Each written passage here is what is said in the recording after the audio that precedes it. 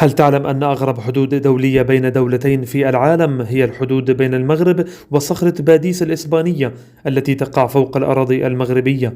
هذه الحدود هي مجرد حبل أزرق، ولا تسمح السلطات الإسبانية لأحد تجاوزها. صخرة باديس أو جزيرة باديس قدمها السلطان عبد الله الغالب السعدي للإسبان سنة 1564 ميلادي، خوفا من أن تصبح قلعة جزائرية نظرا للنشاط البحري الهائل الذي عرفته الصخرة من طرف البحارة الجزائريين الذين اتخذوها مركزا متقدما لمواجهة الخطر الإسباني ودرءا للتهديد الجزائري للمغرب.